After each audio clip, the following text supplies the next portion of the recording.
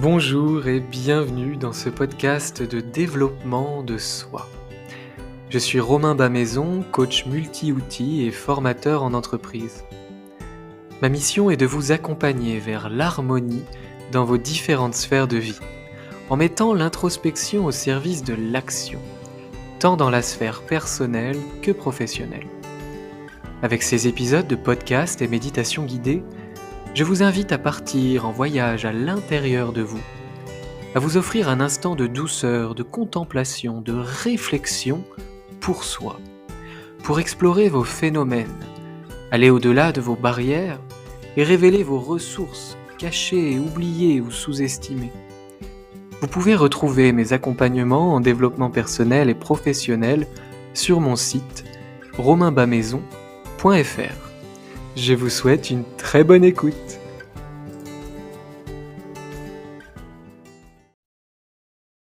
Bonjour à tous et bienvenue dans ce nouveau podcast à propos du stress, de l'anxiété et du cadeau mal emballé que peuvent être le stress ou les sentiments, les ressentis d'anxiété.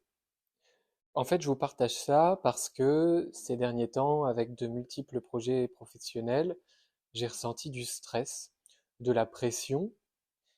Et puis un jour, en méditant, j'ai eu cette prise de conscience qui était reliée au fait qu'en fait, mon stress venait d'une envie, venait de la volonté et de l'envie vraiment de bien faire, de se mettre en mouvement, de faire, de créer euh, et d'y aller, quoi, d'y aller dans mes projets, de foncer, de faire. Et ça m'a enlevé beaucoup de poids parce qu'en fait, j'étais en résistance contre ce stress. Et là, je vous invite à écouter mon épisode de podcast sur la résistance et la souffrance, qui s'intitule Accueillir ces phénomènes intérieurs, parce qu'effectivement, c'est vraiment la résistance qui crée de la souffrance. À la base, ce stress, lorsque je résiste, j'en fais de la souffrance, j'en fais quelque chose de difficile à vivre, parce que je n'ai pas le courage ou l'envie, ou je n'y pense pas, d'aller enquêter sur ce stress et d'aller me questionner sur ce stress, de quoi il parle. Donc ici, on va vraiment parler du stress qui vient de la volonté, de l'envie de bien faire, qui vient vraiment d'une motivation qui à la base est chouette. Évidemment, il y a du stress qui vient de mal-être, il y a du stress qui peut venir d'harcèlement au travail ou à la maison, il y a du stress qui peut venir d'un trop-plein, d'une trop grande charge mentale, d'un manque de repos, etc. Là, on va vraiment s'intéresser au stress qui est vraiment porteur d'un message plutôt cool, puisque on va parler du stress qui est lié, voilà, à l'envie, à la volonté et finalement à l'énergie, au moteur qui nous anime. Donc posez-vous cette question si à des moments dans votre vie vous ressentez une forme de pression qui serait liée à finalement une envie de bien faire, une envie de vous mettre en mouvement, une envie de réaliser des choses, d'accomplir vos projets, vos rêves. Est-ce qu'il y a des moments où le stress, la pression que vous ressentez est liée à cela? Est-ce qu'il y a des moments où vous ressentez un stress causé par votre volonté, votre envie, votre moteur de vie, votre énergie? Dans ces cas-là, lorsqu'on ressent du stress qui est lié à cette bonne volonté, cette envie de faire, de se lancer dans nos projets et d'y aller, il y a plusieurs outils auxquels on peut penser. Évidemment, le premier, ou un des premiers auxquels on peut penser, ça va vraiment être lié au corps, donc à la respiration, et se dire, ok, déjà on va aller agir sur le stress, qui est ressenti corporellement, puisque le corps est vraiment un messager d'un sentiment, et qui est lui-même le messager d'un besoin. On va s'intéresser du coup au premier message du corps. Généralement, en fait, c'est ça qui nous fait euh, donner un petit signal d'alerte et qui nous fait nous intéresser à ce qui se passe en nous, c'est parce qu'il y a des sensations au niveau du corps, agréables ou désagréables. Dans le cas du stress, c'est plutôt désagréable pour la plupart d'entre nous, bien que l'adrénaline et la pression puissent être agréables de temps en temps sur une durée pas trop longue, bien sûr, mais lorsqu'il s'agit d'un stress qui n'est pas lié à ce qu'on appelle la bonne pression ou à l'adrénaline d'un événement, c'est un stress qui va être plutôt désagréable. Donc, on va aller agir avec les respirations de manière chimique sur ce stress en inspirant profondément jusqu'au bout et en expirant profondément jusqu'au bout. Déjà là, je vous invite à le faire. Prenez une profonde inspiration par le nez. Inspirez jusqu'au bout. Et puis expirez par la bouche, lentement, jusqu'à plus d'air. Et jusqu'au bout. À nouveau, à votre rythme, profonde inspiration par le nez. Imaginez amener l'air dans tout votre corps, toutes les cellules. Et à l'expire, imaginez vous alléger de vos tensions que vous mettez à l'extérieur du corps, jusqu'au bout. Dernière fois, profonde inspiration par le nez. Visualisez l'air qui apporte la détente dans chaque parcelle de votre corps jusqu'en haut de la tête. Et à l'expire, lentement, imaginez toutes les tensions qui se dénouent et qui s'évacuent jusqu'au bout. Et reprenez ensuite une respiration naturelle, ample et spontanée. Donc là, on vient d'agir sur la partie corporelle du stress. Évidemment, comme tout est lié, lorsqu'on agit sur le corps, on va aussi agir sur les pensées qui vont s'apaiser et les émotions qui vont se modifier. Le stress va peut-être laisser place à de la paix, à de la joie, à de la neutralité, à de la tristesse, peu importe, où il va s'amenuiser, être un peu moins fort. Ce premier exercice qui consiste à respirer lorsqu'on se sent stressé, pratiquez-le au moins pendant 5 respirations, parce que c'est à partir de 5 respirations que le corps va vraiment libérer des messages chimiques, d'endorphines par exemple, pour aller apaiser le sentiment, pour aller apaiser les sensations désagréables du stress. Ensuite, il va y avoir l'outil de raisonnement mental, d'aller entamer ce discours intérieur entre la partie de soi stressée qui ne sait pas où donner de la tête et la partie de soi qui y voit clair. Et avant d'aller faire ce travail de rationalisation mentale, de discours intérieur, on gagnera à analyser d'abord et à se poser des questions, à avoir une sorte de petite méditation analytique et à aller interroger le stress.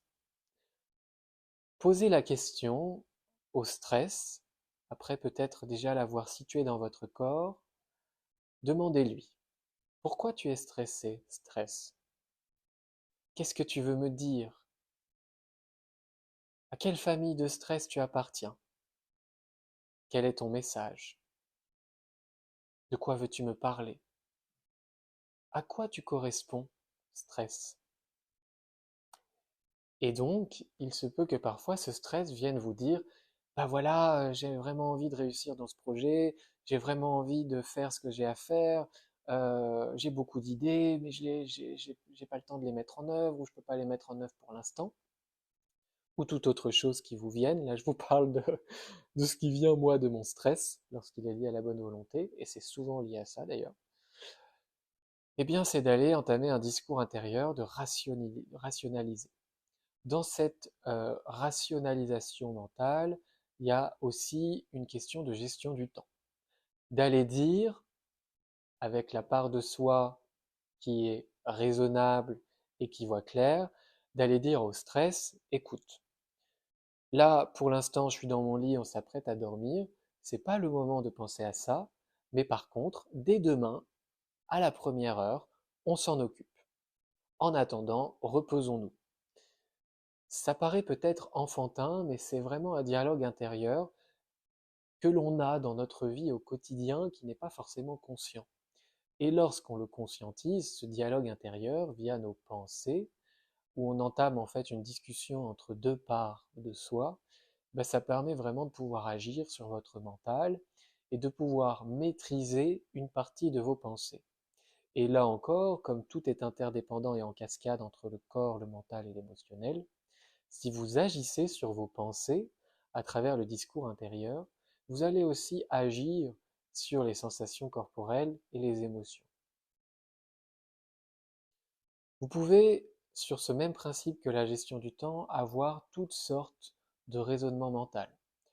Si ce stress de bonne volonté, il est lié à un syndrome de l'imposteur, à une peur de ne pas être assez bien, par exemple, eh bien vous pouvez aller rassurer en trouvant des contre-preuves à ce syndrome de l'imposteur, en allant un peu comme un parent aimant ou comme un meilleur ami, montrer à cette part stressée qui a peur, qui a envie de bien faire, qu'elle a déjà réalisé tellement de choses, que là où elle en est, c'est déjà un succès.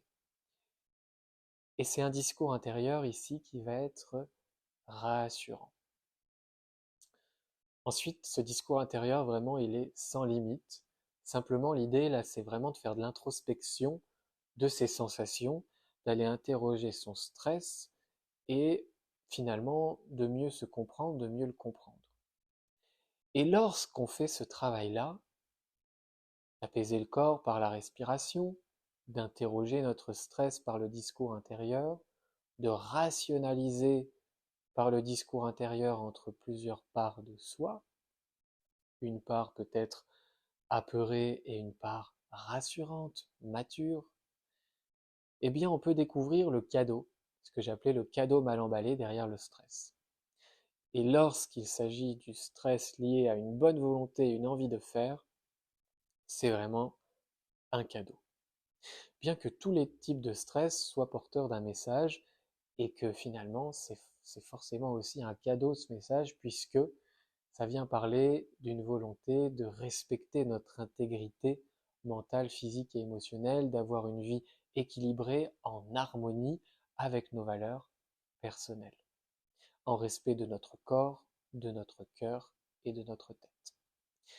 Et puisqu'ici on s'intéresse particulièrement au stress lié à la bonne volonté, eh bien je vous encourage à faire ce travail-là, qui est très personnel. Là, je vous ai livré quelques outils que vous pouvez vous approprier pour entamer justement cette gestion émotionnelle et cette discussion à l'intérieur de vous, pour y voir plus clair, être plus en conscience de ce qui se passe, mais vraiment faites ce qui vous semble bien. Ça peut être de la danse intuitive, de l'écriture, du théâtre, du cheval, un sport, une discussion avec un ami. Il y a plein de moyens de faire ce travail-là pour identifier la bonne volonté, l'envie et les belles valeurs incarnées derrière un sentiment de stress. C'est tout pour ce podcast. J'espère qu'il vous aura plu et qu'il pourra bien, vous aider à désamorcer le stress, notamment lorsqu'il vient d'une bonne volonté, d'une envie de bien faire, parce qu'en fait, il n'y a pas de quoi stresser, c'est super chouette.